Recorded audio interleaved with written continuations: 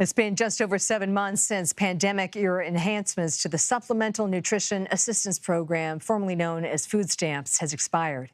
Since then, eligible households have received about $95 less each month. That, combined with inflation, has plunged more families into food insecurity or simply a lack of access to food. A recent survey from the data firm Propel shows that about half of those on SNAP benefits say they are now eating less. Another 30% are relying on food banks. Let's bring in Kyle Waide. He's the president and CEO of the Atlanta Community Food Bank. So, Kyle, let's just talk about this. How great is the need, and how is it being impacted with the SNAP changes and inflation?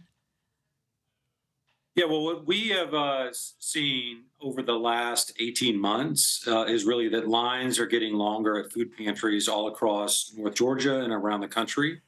We're serving 40% more people today than we did 18 months ago. Wait a And second. those increases, Hold on. I just want to stop you right there. That's a huge number, right? 40%. Have you ever it's a massive seen number. a jump like that before? Well, we certainly saw in the height of the pandemic an overnight dramatic increase in the level of demand. And what we've seen in a sort of steadier increase over the last 18 months is a similar kind of increase in demand. It's all attributable, of course, to the factors you just mentioned. One, inflation has created a lot of additional economic pressure for families.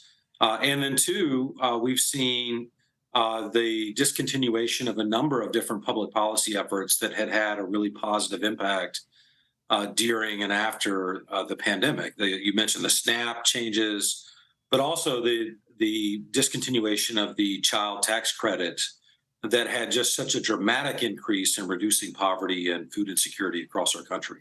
So that decrease in benefits combined with increase in expenses associated with inflation has just put a lot of families in harm's way, and is creating a lot of demand for food pantries and food banks around the country that we're working hard to meet. A question in two parts. Are there areas of the country where food insecurity is rising at a faster rate? And given that people have less money to spend on food, are they buying lower quality or less nutritious foods as a result?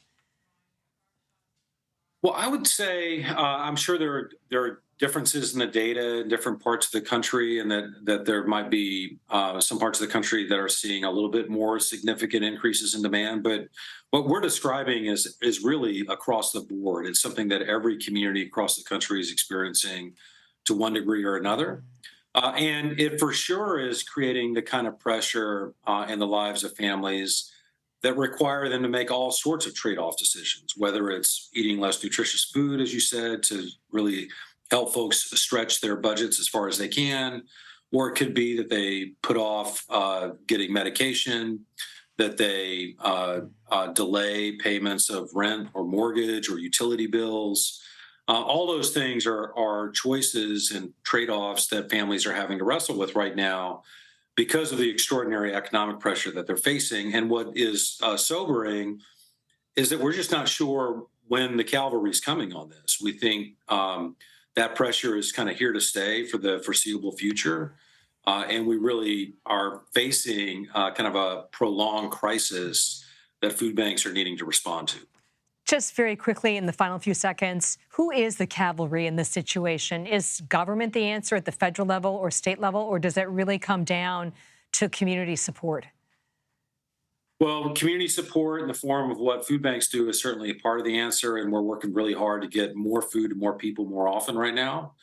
But we can't do it alone, and we need robust governmental response to these issues. Right now, Congress, they're dealing with lots of challenges, but we need them to approve a new farm bill, and we need more resources in that farm bill to support the needs of families. And then we need the private sector to do its part. We need employers to find ways to provide more meaningful support for their employees.